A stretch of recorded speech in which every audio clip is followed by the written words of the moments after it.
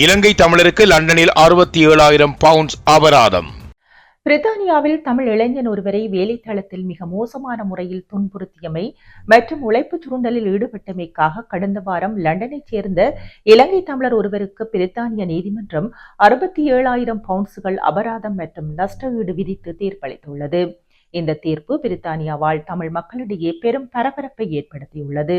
Discover the magic of Sri Lanka with Satkin Holidays.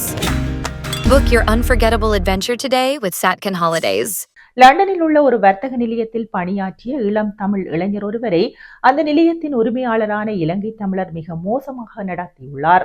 அந்த இளைஞருக்கு உரிய குறைந்தபட்ச ஊதியம் வழங்கப்படாமல் மிக குறைந்த ஊதியத்தில் நீண்ட நேரம் வேலை வாங்கப்பட்டுள்ளது.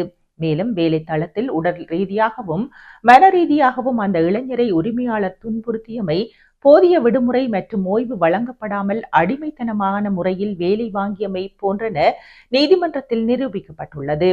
வழக்கை விசாரித்த பிரித்தானிய நீதிமன்றம் பாதிக்கப்பட்ட இளைஞருக்கு வழங்கப்பட வேண்டிய நிலுவை ஊதியம், மன உளைச்சலுக்கான நஷ்டஈடு மற்றும் அபராதமாக மொத்தம் 67,000 பவுண்ட்ஸ்களை வழங்குமாறு உத்தரவிட்டது. பிரித்தானியா போன்ற நாடுகளில் புலம்பெயர் சமூகத்தினர் தங்களுக்குள் நடத்தும் இத்தகைய சுரண்டல்களுக்கு எதிராக அந்நாட்டு சட்டம் மிக கடுமையானது என்பதை இந்த தீர்ப்பு உணர்த்தியுள்ளது. தஞ்சம் கோரியவர்கள் அல்லது குறுகிய கால விசாவில் இருப்பவர்களை பயமுறுத்தி வேலை வாங்குவது பாரிய குற்றமாக கருதப்படுகிறது.